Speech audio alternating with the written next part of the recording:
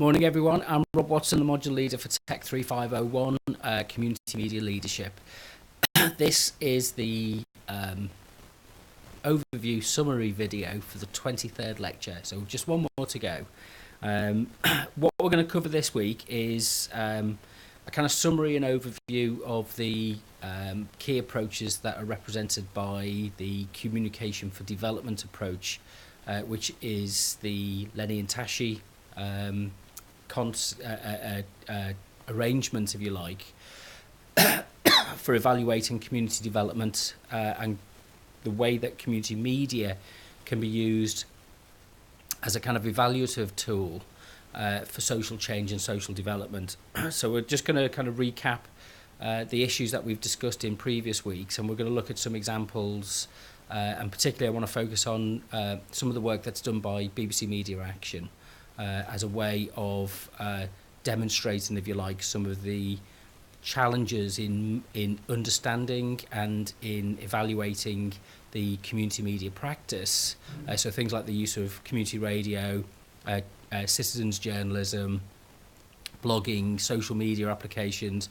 Interestingly, the one of the issues that's brought up with some of the videos from BBC Media Action is the use of smartphones by refugees and migrant populations, and the way that people use these now to connect and to remain affiliated with the parent culture, if you like, that they're maybe being displaced from.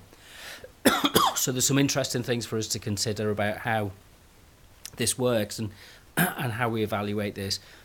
One of the challenges, I think, with for community media and community development is and we've discussed this, is about sustainability. So looking at the United Nations global goals for sustainability would be quite useful for us to kind of help to frame this as an issue, and kind of, if you like, what the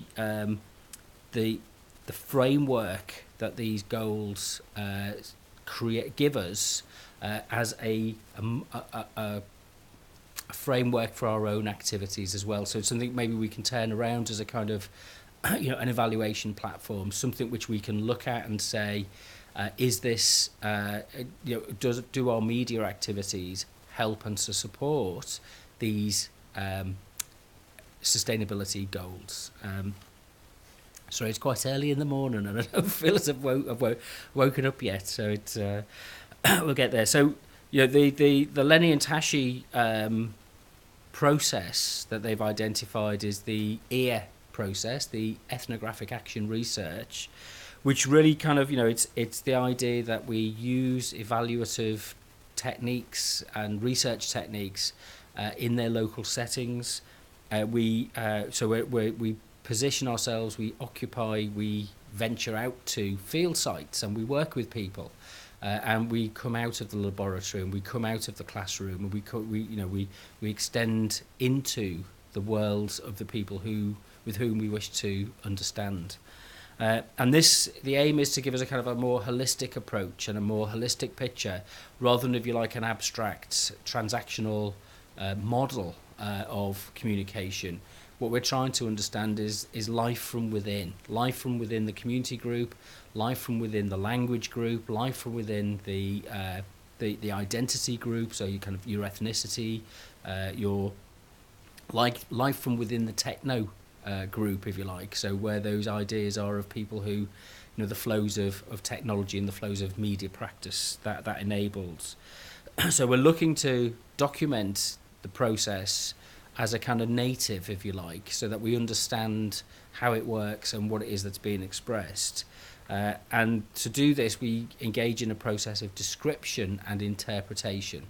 So we're not measuring things, we're not calculating things, we're not categorizing things, although that might be something that kind of emerges as we try to make sense of what we are encountering. But what we're really doing is we're kind of subjectively engaging with people from different points of view, and in a sense is kind of, we when we ask questions in this process, we're guided by them, but we're not fixed by them. So we're not trying to prove anything. And I suppose, you know, what we are attuned to is the words and the images that are conjured up by people and how they're used as to create what we call lines of action, future actions, so that you get agreement about what you can and can't do and how that can be achieved. I think it's worth us for some time on this, looking through, and Lenny and Tashi have done this for us in a kind of table form of weighing up the pros and cons of these approaches. And what they've identified is, if you like, the dominant approach to evaluation and the participatory approach to evaluation that they've identified, and they kind of weigh it up. And what they look for is, if you like, the tensions and the issues that come out of this. So we can sample into these and kind of ask questions about the next stage of our work, if you like, if we were going to go beyond this, is to really kind of say, okay, well, you know, how do we become more effective at this process, and how do we encourage other people to take this process on board and to use it as a continuous learning process. So Lenny and Tashi give us a kind of framework, if you like, or a steps that we would be well advised to follow in order to follow from their experience. And this is where we come back to the idea, kind of reflecting on what our practice is, to see if these techniques and these methods are suitable for the work that we engage in.